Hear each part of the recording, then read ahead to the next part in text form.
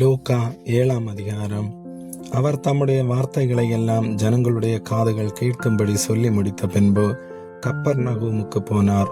அங்கே 100க்கு அதிபதியாகிய ஒருவனுக்கு பிரியமான வேலைக்காரன் வியாதிப்பட்டு மரண அவஸ்தையாயிருந்தான்.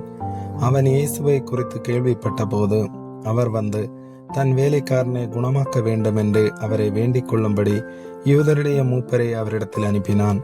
அவர்கள் இயேசுவினிடத்தில் வந்து அவரை கருத்தாய் வேண்டிக் கொண்டு, நீர் இந்த தயவு செய்கிறதற்கு அவன் பாத்திரனாயிருக்கிறான்.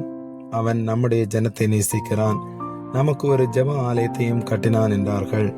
அப்பொழுது இயேசு அவர்களுடனே கூட போனார். வீட்டுக்கு சமீபமான போது 100க்கு அதிபதி தன் சிநேகிதனை நோக்கி, நீங்கள் அவரிடத்தில் போய், ஆண்டவரே, நீர் வருத்தப்பட வேண்டாம்.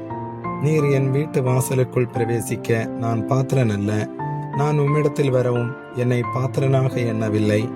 ஒரு வார்த்தை மாத்திரம் சொல்லும், அப்பொழுது என் வேலைக்காரன் சொஸ்தமாவான். நான் அதிகாரத்துக்கு கீழ்ப்பட்டவனாயிருந்தும் எனக்கு கீழ்ப்பட்டிருக்கிற சேவகரும் உண்டு.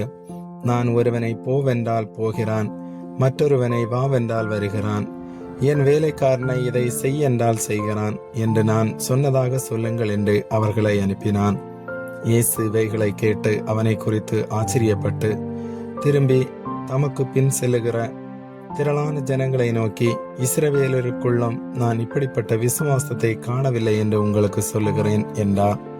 அனுப்பப்பட்டவர்கள் வீட்டுக்கு திரும்பி வந்தபோது வியாதியாய் கிடந்த வேலைக்காரன் சுகமடைந்திருக்கிறதை கண்டார்கள்.